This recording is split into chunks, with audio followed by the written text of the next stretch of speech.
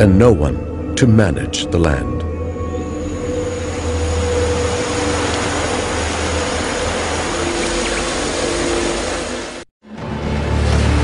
Spanish explorers invade the Americas and bring with them the horse. First brought to the Caribbean islands, these animals reproduce and spread in the New World as fast as the wind. Horses have not been seen here since the Ice Age. Now they're back. It's as though the landscape has been waiting for them.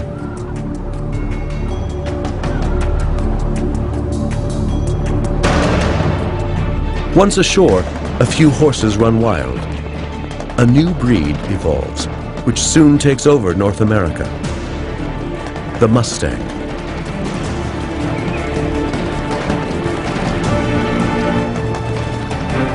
Within 300 years, they have reached the Central Plains and the Rocky Mountains. At the end of the 18th century, the Mustang makes it as far as Canada.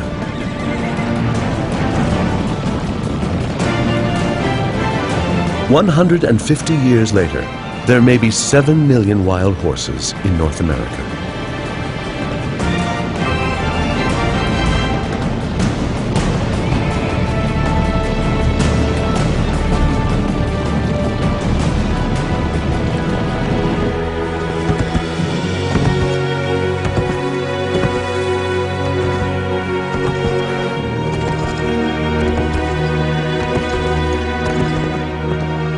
For the nomadic tribes like the Blackfoot, Cheyenne, Sioux, and Comanche in the Central Plains, these wild horses are a blessing.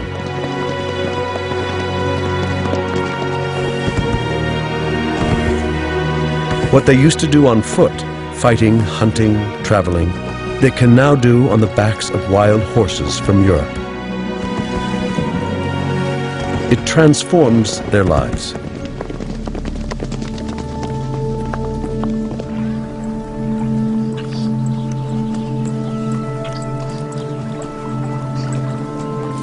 This old world animal becomes a symbol of their native culture.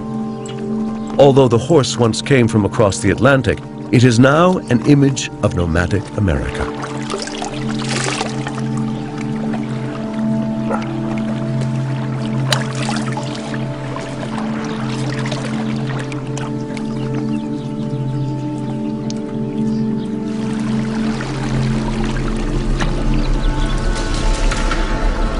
As soon as the conquistadors have conquered South and Central America, one of them heads north.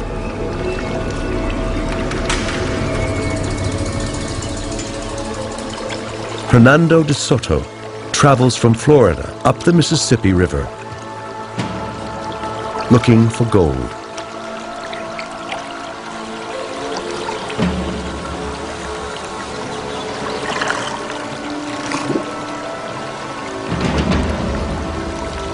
The Spaniards leave death in their wake, and something else they bring along to keep them alive.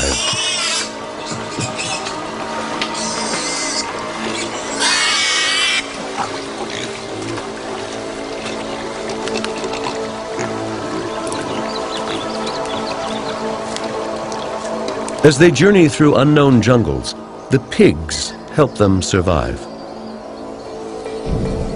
They are a perfect source of food. They don't take up much space in the boats. They look after themselves, and they eat everything they can in this new continent. They're prolific little beasts. A healthy sow can give birth to 10 piglets at a time. When the conquistadors leave some behind, they will have an ever-growing food supply for those who come after them. The pigs are key to their survival.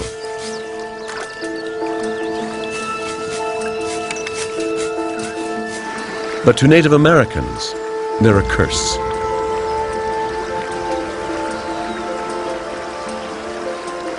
In North America, natives do not fence their fields, and their staple crop of corn is irresistible.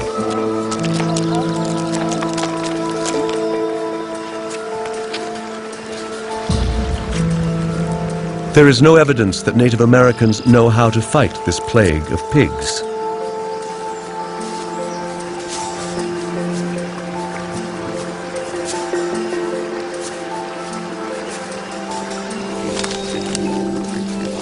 Soon European swine are eating the seeds and young shoots.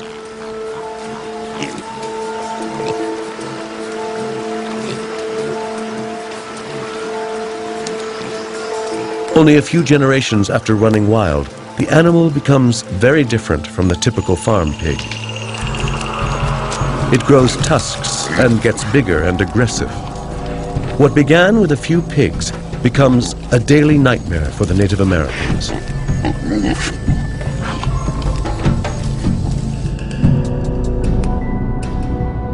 In addition to horses, Columbus brought 8 pigs to America on his second voyage.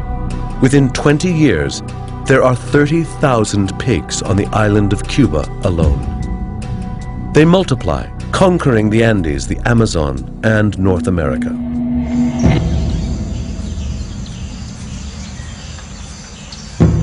But the Spaniard, his horse, and his pig would never have been so successful in the conquest of the New World without a hidden passenger.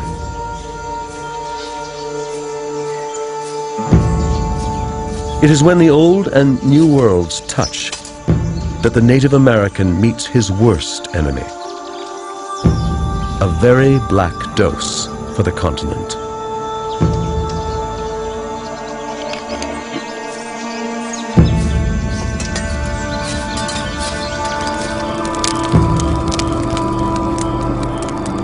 A Spanish missionary reports, an epidemic broke out, a sickness of pustules. Large bumps spread on people. Some were entirely covered, on the face, the head, the chest. They lay in their dwellings and sleeping places, no longer able to move or stir. The pustules caused great desolation. Very many people died of them, and many starved to death. No one took care of others any longer.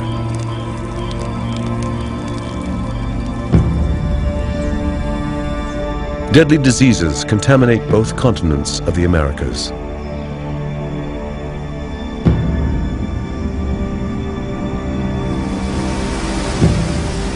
For the natives, writes a chronicler, they are near all dead of the smallpox.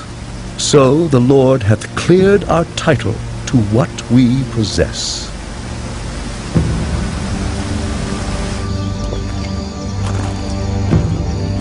To this day, scientists are still working to identify these diseases, to trace their paths, and count the dead.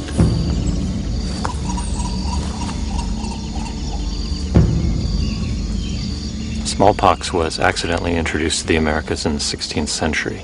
The smallpox virus is very hardy. In blankets that are used by smallpox victims, the scabs can live for weeks carrying the virus. And smallpox can also pass from host to host on board a transatlantic vessel until it reaches the Americas. And of course, once smallpox reached the Americas, it was introduced to millions of new hosts, human hosts, who had no acquired immunities to these diseases. And so smallpox, together with measles and influenza, had a devastating impact on Native American populations. No one knows exactly what the mortality was. Conservative estimates are about 50%. It was probably closer to 90% or even higher. Through trade between native peoples, diseases spread through the whole continent. Many natives die of foreign diseases without ever seeing a European. Microbes move faster than the conquistadors who brought them. Some 50 years after Columbus first sets foot in the Americas, conquistadors and explorers find neither towns nor people. No one stands in their way. Most of the people are dead, and nature reclaims the land. Everything that they now find is pure wilderness, a Garden of Eden without humans.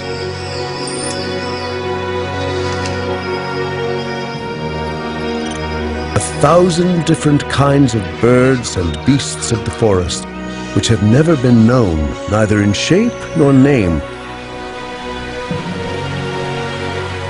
and whereof there is no mention made, neither among the Latins nor Greeks nor any other nations of the world, reports a Spanish missionary. It may be God hath made a new creation of beast.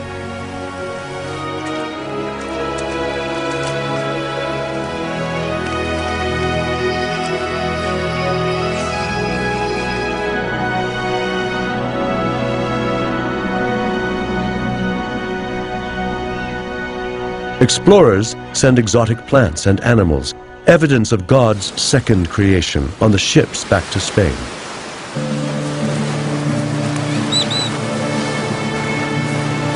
Hombres, cargad. Corn, El ave al frente. chili, and pumpkins. Domesticated in the New World, unknown in Europe. Tomatoes and potatoes.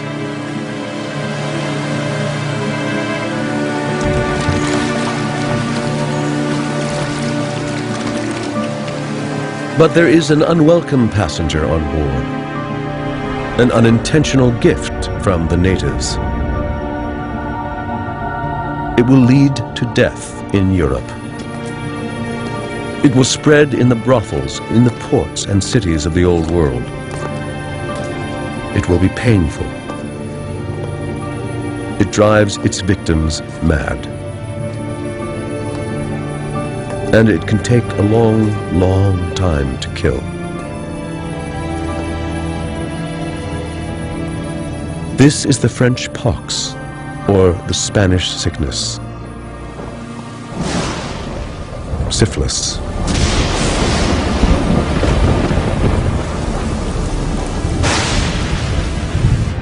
Europeans have no idea that this disease came from America, where more and more are aching to go.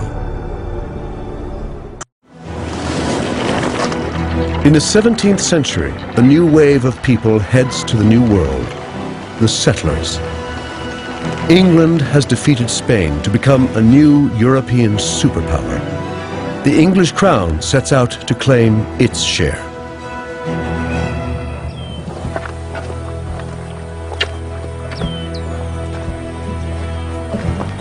In 1607, the British start a colony on the east coast of North America, in what is now Virginia.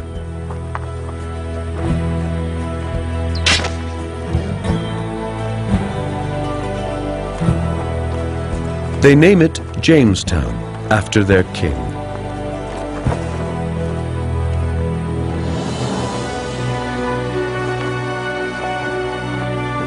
This will become